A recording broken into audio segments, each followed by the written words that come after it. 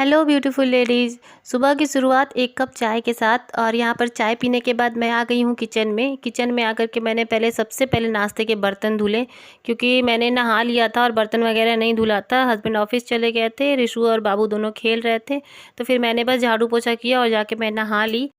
Fridge में करेला रखा हुआ था, तो फिर मैंने सोचा कि करेले की सब्ज़ी बना लेती हूँ, और इसलिए मैंने उसको अच्छे से काट करके धो लिया। धोने के बाद फिर मैंने सब्ज़ी बनने के लिए रख दिया था।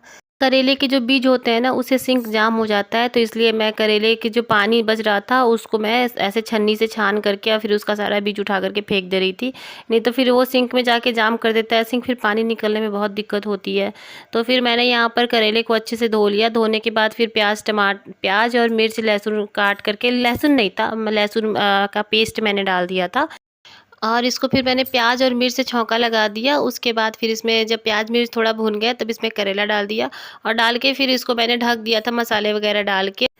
सब्जी को मैंने कम फ्लेम पे पकने के लिए छोड़ दिया था। उसके बाद मैं आ गई थी आगे वाले रूम में, क्योंकि सोफ़ा कवर पूरा ख़राब हो रहा था। सुबह में मैं बस झाड़ू पोछा करके नहा ली थी, क्योंकि नहाने के बाद फिर बहुत सारे काम हो जाते हैं छोटे मोटे करने के लिए, और अगर सुबह नहीं नहाओ तो फिर ये सब काम करते करते ना काफ़ी टाइम हो जाता है और शाम हो जाती है, मतलब 2:30-3 बज जाते हैं नहाते नहाते। बीच में बाबू को भी देखना होता है, तो अभी ये बच्चे सो रहे होते तभी मैं सुबह में नहा लेती हूँ। तो ये सारे काम मैं छोड़ देती हूँ नहाने के बाद करने के लिए, क्योंकि ये सब करने में तो कपड़े गंदे नहीं होंगे, शरीर गंदा नहीं होगा, लेकिन बस झाड़ू पोछा करने में गंदा होता है, तो वो मैं कर लेती हूँ। और वो करने के बाद फिर मैं नहा लेती हूँ, और पूजा पाठ भी ऐसे आराम से हो जाता है। अभी रिशु की छुट्टियां चल रही हैं, तो सुबह में दोनों भाई साथ में सोए रहते हैं, तो मुझे भी टेंशन नहीं रहती है कि बाबू अकेले सो रहा है चाहे रिशु नहीं है उसके पास। तो मैं अपना फटाफट से सारा काम कर लेती हूँ। और यहाँ पर वही मैं रूम की सफाई कर रही थी, क्योंकि बिस्तर वगैरह सब ठीक कर रहे थे। भी मैंने बिस्तर ठीक नहीं किया था, हस्बैंड ऑफिस चले गए थे। बाकी जो चीज़ें हैं वो सब भी समेटनी है, जैसे सामान यहाँ वहाँ रख देते हैं, तो वो सब चीज़ें उठा करके रखनी होती है उसको सही जगह पे। हस्बैंड के कपड़े भी हैं, अभी मशीन में डालना है धुलने के लिए, फिर हमारे भी कपड़े सब हैं, तो वो सब कुछ मुझे मशीन में भी डालना करना है, तो वो भी सब धीरे धीरे करती रहूँगी। तो ये सब काम तो वैसे ही दिन भर चलता रहेगा, कुछ ना कुछ लगा ही रहता है।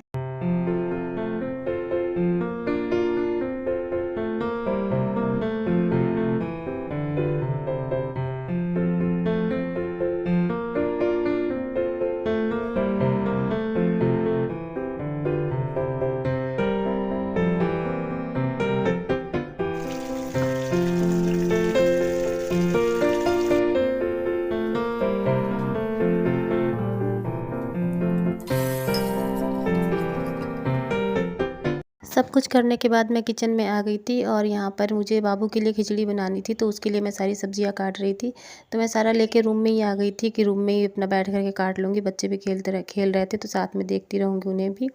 तो फिर मैंने सारी सब्जियाँ काट ली, दाल वगैरह फ्राई करना था तो वो सब कुछ कर लिया था, तो खाना हमारा बन गया था, बस बाबू का बच रहा था। फिर मैंने फटाफट से इसका भी खाना बना लिया था, जल्दी जल्दी से सब्जी वगैरह सब कुछ डाल करके भून दिया। भून करके फिर मैंने दाल और चावल डाल के इसका खिचड़ी बना लिया। उसके बाद फिर रिशु का आज पार्सल आने वाला था, तो वो उसके लिए बहुत एक्साइटेड था, क्योंकि वो अब कभी भी आ सकता था, बार बार फ़ोन आ रहा था उसका। तो फिर यहाँ पर रिशु का तब तक जब भी बन ही रहा था, तब तक रिशु का भी आ गया था ये। तो इसका बर्थडे गिफ्ट है ये, जो हमने ऑर्डर किया था, ये रिशु को ही चाहिए था। यहाँ दोनों भाई इतने एक्साइटेड हैं इसको देखने के लिए, इसको खोलने के लिए, कि बस एकदम फटाफट से रिशु भी अपना कैंची लेकर के आया और काटना शुरू कर दिया, और बाबू हाथ लगाए पड़ा है कि इसमें है क्या, इसमें है क्या। तो देखिए हमने रिशु के लिए इसका बर्थडे गिफ्ट क्या मंगवाया है। रिशु बहुत दिन से बोल रहा था इसको मंगाने के लिए, लेकिन हम ही डर से नहीं मंगवा रहे थे, क्योंकि अभी छोटा था तो डर लगता था कहीं गिर पड़ जाएगा, चोट लग जाएगी। लेकिन लास्ट में फिर इसने मंगवा ही लिया। अभी भी मुझे डर ही लग रहा है कि पता नहीं ये गिर पड़ ना जाए, लेकिन फिर भी हमने मंगा दिया कि चलो ठीक है, ऐसे डरते रहेंगे तो बच्चे कब सीखेंगे नई नई चीज़ें।